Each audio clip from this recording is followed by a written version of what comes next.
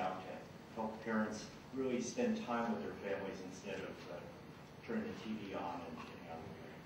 I'm going to get out of the way for Dr. Hansen. Well, I sort of feel like I don't have to give my talk, you just gave it. So anyway, it's a pleasure to be here, and I just wanted to, well, when Chris asked me, I think it was because of Steve Graff, we worked together on a couple of really interesting autism research projects, and Steve is on one of our community advisory committees for a research project that we're doing. And I have to say, I should have known how much you were doing in terms of developmental screening, but I am really impressed because I feel like I'm already talking to the people who are already convinced about this, and most of the time I'm talking to people who I just sort of feel like they came kicking and screaming. And so I wanted to address some of the issues and maybe some of the obstacles that a lot of physicians who are providing primary pediatric care frequently bring up as problems when they are beginning to think about really doing some implementation of developmental screening. And these are usually the three big things that I think are issues for practicing primary care physicians. I don't have the time, I don't get reimbursed for it, and I really don't know how to do it very well. So I'm doing my best, but I can't figure out how I could do developmental screening in my practice. And I think the other question is, do I really need to screen? Is it, I've been in practice a long time. I think I'm pretty good at picking up when kids need to be referred. And I think that there are lots of reasons to answer that question. It really is important to do developmental surveillance and developmental screening. And again, I feel like I could probably go through this really quickly because of your knowledge base. But there are mandates that primary care physicians should be doing routine developmental screening. So it's the law.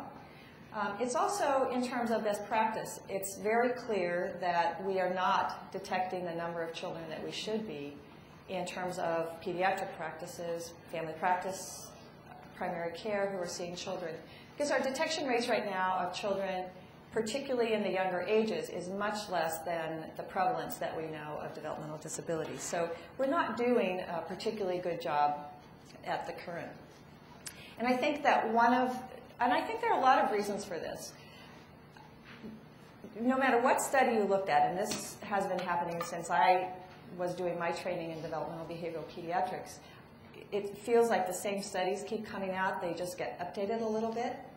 In terms of how good are we at just kind of eyeballing children and picking up children who have developmental delays, we are really bad at it. And it doesn't relate to how long you've been in practice, how much experience you've had. And I think it's partly because of the way child care is set up now. We have so little time to do so much. Taking a medical history, doing the exam, doing anticipatory guidance, and it's really, I think it's really impossible to do it in 10 minutes. Some of you might have 15 minutes, but really, it's really very hard. So when you look at some of the most recent data that's come out, and this was in a study looking at a practice prior to implementation of developmental surveillance, routine developmental surveillance and screening, and afterwards in a family practice, practice, where most of the children, 67% of children who had delays on screening would not have been picked up by sort of the eyeball practice. And when these practices began using routine developmental screening, their referral rates went up over 200%. So that's kind of the difference between experience and just sort of eyeballing, and when you really use good, validated screening measures, it's tremendous. And I think the other issue that was so eloquently pointed out previously is that early intervention really does make a difference. We're not going to change the fact that someone has Down syndrome with early intervention, but we certainly can change the trajectory of their development and the long-term outcome in their life. And it's even more true, I think, in terms of the importance of early intervention when we look at children who have milder developmental delays, who have language delays, where early intervention really does make a long-term difference. not only in terms of changing behavior, but really changing both the structure and the function of the brain. So it really makes a big difference, and the first 5 years are the most important. It's not like intervention doesn't help after 5. We all know that that's not true, but it's so much harder the farther you are behind to catch up, and it's also harder to change an older brain. I'm finding that more and more true.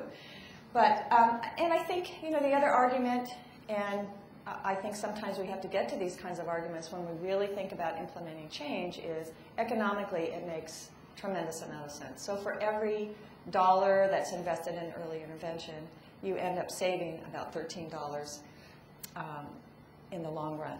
And these relate to some of the problems that we're dealing with now. Overcrowding in the prisons, dropout rates, many of sort of the big social problems that we struggle with on so many different levels really relate to addressing early developmental delays. So the Academy of Pediatrics has really, in the last couple of years, I think, really taken this on. And it's not the first time that we've really tried from a national point of view to set standards and best practices, but I think it's continuing to be a very big problem. And one of the positive things right now is that I think we have a lot better tools that really fit into the kinds of healthcare system that we have at this point in time and the way that we are practicing well childcare. What that means is that we need to be using measures that are well validated, but that really are as quick and take the least amount of physician or physician extender time to get them done. So the recommendations are that developmental surveillance should be a part of every single visit, every single well child care visit, and that if there are any concerns raised by the parents or by your own observations, that you then take the next step to do an actual screening test. In addition to that, that screening tests should be done at least 3 important times, at 9 months, 18 months, and then either 24 or 30 months, regardless of whether any concerns have been raised previously on surveillance questions. The new thing that has just been added to these recommendations that I wanted to touch on as well is a new recommendation that an autism-specific tool be used at 18 and at either 24 or 30 months. And I want to go over some of the data that supports that as we get a little bit further on in this. So again, I feel like I could probably skip a lot of these slides, but developmental surveillance is really sort of the longitudinal practice of eliciting a developmentally appropriate history and parent concerns, combined with skilled observation of children's behaviors in the context of a developmental framework. And developmental screening is really using a validated assessment tool specifically to identify children in the population who haven't been identified necessarily as being at risk, but through screening you may identify them as being children who need further assessment. And we're going to talk a little bit about the specificity and sensitivity piece of it, but for developmental surveillance and for developmental screening tests, we sort of lowered the bar a little bit in terms of the statistical parameters that make for a good test. And part of the reason is that we want to make sure that if we're erring on the side of over-referring children instead of missing children. And that's why these numbers are a little bit lower than some other tests that you might see. And I want to say that I really had no idea that you were already implementing the PEDS and the ASQ and another screening tool that I wanted to talk about, which is the PEDS Developmental Milestones, which is a newer test that's come out. And the reason that I actually picked the PEDS and the ASQ to talk about is that we spent a lot of time at a statewide level going over screening tests that could be incorporated into the first 5 special needs projects. And we spent about 6 months looking at every measure that was out there, what really had good statistics, good validation, good reliability, could be used on a range of populations, so different languages, different socioeconomic and educational levels of the parents, and what could fit into screening lots and lots and lots of children in a variety of places and